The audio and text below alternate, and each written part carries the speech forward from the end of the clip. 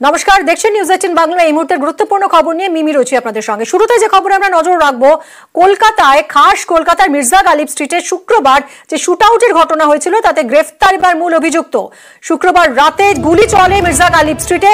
ঝাড়খণ্ড থেকে মূল অভিযুক্ত সোনা গ্রেফতার হয়েছে। এর আগে 5 জনকে গ্রেফতার করে পুলিশ, কিন্তু মূল অভিযুক্ত সোনা তাকে সে অধরাই ছিল। অবশেষে সোনা গ্রেফতার হয়েছে। ঝাড়খণ্ড থেকে মূল অভিযুক্ত সোনা গ্রেফতার। অমিত আমাদের প্রতিনিধি রয়েছেন, আরো বিশদে জানাবেন। অমিত, কিভাবে এই সোনাকে গ্রেফতার করা হলো ঝাড়খণ্ড থেকে? মূলত কি অভিযোগ রয়েছে এর বিরুদ্ধে? দেখো, সোনার বিরুদ্ধে অভিযোগ শুক্রবার রাতে মির্জা গালিব স্ট্রিটে যে গুলি চালনা ঘটনা ঘটে, অর্থাৎ একলাস বেগ নামে এক যুবক যে গুলিবিদ্ধ হয়েছিলেন তাকে মূলত 2 জন গুলি চালিয়েছিলেন। এক হচ্ছে সোনা এবং সোনার চালক সাব্বির গুলি চালিয়েছিলেন।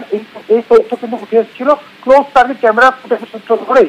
এরপরে সাব্বির সহ 4 জনকে গ্রেফতার করা হয়েছিল শনিবার রাতে এবং তাদেরকে জিজ্ঞাসাবাদ করা। অন্যদিকে মোবাইল ফোনের টাওয়ার লোকেশন সিরিয়ালের সূত্র ধরে গোয়েন্দারা জানতে পারেন যে সে ঝাড়খণ্ডে পালিয়েছে। এরপরেই ঝাড়খণ্ডে টিম পাঠানো হয় কলকাতা পুলিশের তরফে। গুন্ডা দমন শাখার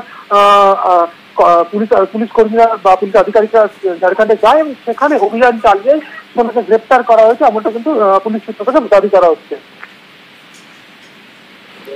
অমিত, ধন্যবাদ।